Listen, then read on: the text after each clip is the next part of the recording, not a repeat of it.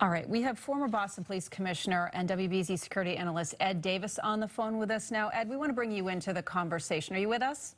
I am. Hi, Kate. Ed, let's get your reaction upon hearing this news. Well, it's always shocking when you hear that someone has been killed.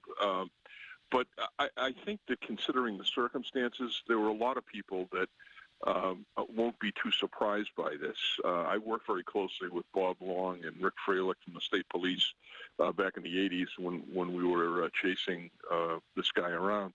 And, you can't forget that the front page of the Herald said that he was an informant. And informants don't do well in prison, especially somebody at that advanced age. So not a complete surprise. That was something he denied, though, right, Ed? He was pretty adamant about saying he was not an informant, but there was plenty of evidence to suggest that he certainly was. I think that's an appropriate characterization. Anybody that's seen, though, as being cooperating with the police usually has a hard time in prison, and especially when you're moving from one place to another, there's a lot of people watching and looking for an opportunity to do something like this. So, tragically, it's come true apparently.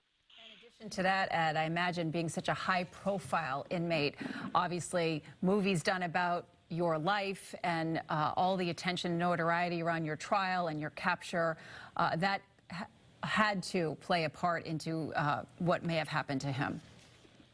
Yeah, no question. Your reputation precedes you in these facilities. Usually the federal prisons are a little more under control and tightly managed.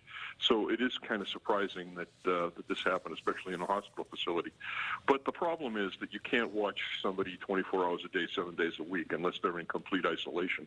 And then in and of itself is difficult to do. So, you can't lose sight of the fact that he's got family members too, and these things are terrible to experience. Ed, can you talk a little bit about what Whitey Bulger, his impact on the city of Boston for so many decades, and the legacy that he left around the city of Boston?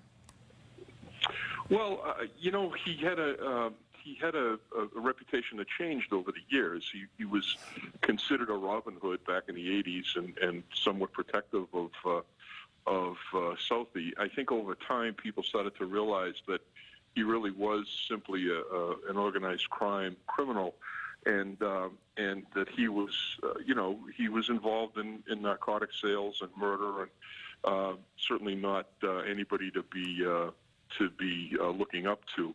But his reputation and his impact went far beyond the city of Boston. I was in Lowell at the time, and he controlled the rackets up in Lowell and other parts of this New England area. So he had a lot going on. He was involved in a lot of crime, and I'm glad that he finally got held accountable for it. Although this kind of an incident occurring is always tragic.